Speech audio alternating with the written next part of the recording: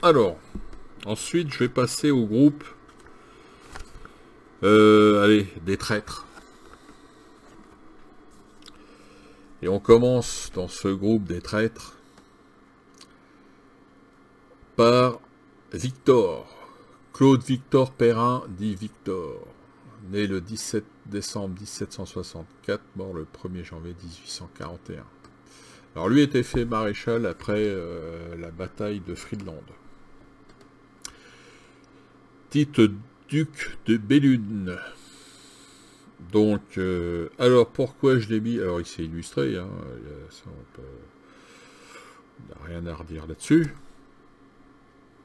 Mais je l'ai mis dans les traîtres parce qu'il a voté la mort du maréchal Ney. J'aurais pu en mettre d'autres dans ce cas-là. Mais lui particulièrement parce qu'il était comme Ney, il était un Lorrain. Et ça se pardonne pas entre gens comme ça de la même, on pourrait dire de la même région de l'identité lorraine. Voter la mort d'un compatriote, c'est inadmissible. Donc, c'est bien pour ça que je l'ai mis dans le groupe des traîtres. Autre traître, et pas des moindres. Marmont. Auguste Louis Viès de Marmont. Né le 20 juillet 1774, mort le 3 mars 1852.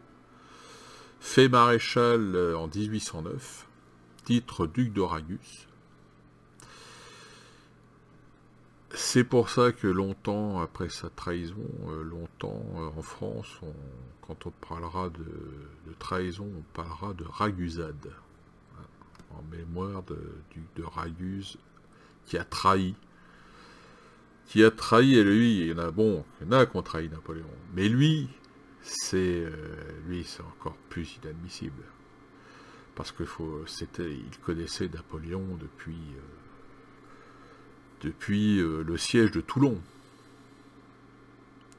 C'est quand même, quand Napoléon part prendre son commandement de l'armée d'Italie, il part avec Marmont, Junot, Duroc, Murat et Marmont. C'est son équipe. Et Marmont l'a trahi. Donc là, on est obligé. On peut pas.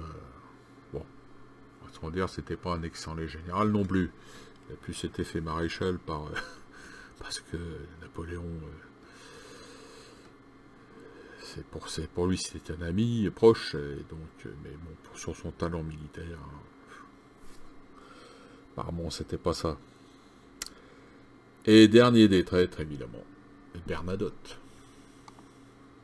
Jean-Baptiste Bernadotte. Né le 26 janvier 1763, mort le 8 mars 1844. Donc lui fait partie de la première promotion des maréchaux.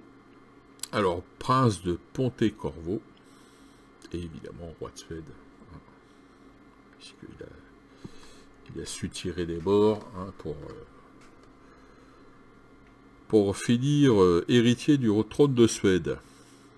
Alors lui, oui, il a trahi Napoléon. Alors certains vont dire qu'il a bien su mener sa barque, oui, c'est sûr. C'est clair. Ses qualités de maréchal, bon, on va pas... évidemment, la campagne de Prusse, où il oublie d'aller porter soutien à Davout. Hein, il reste toute la journée à tourner en rond. Marche pas au canon. À Wagram, c'est pareil, il est... Déjà Austerlitz, Napoléon, elle n'avait pas trouvé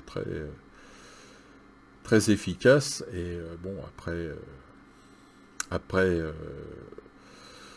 la campagne de Prusse et en 1809, son comportement à Wagram, alors, je sais bien que c'est ça que se sont fait tirer dessus, parce que Les autres les ont confondus avec des Autrichiens.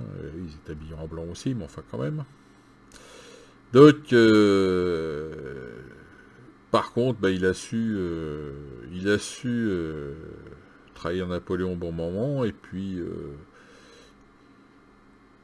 il a su expliquer clairement aux Alliés qu'il fallait, pendant la campagne de France, il fallait combattre Napoléon partout où il n'était pas.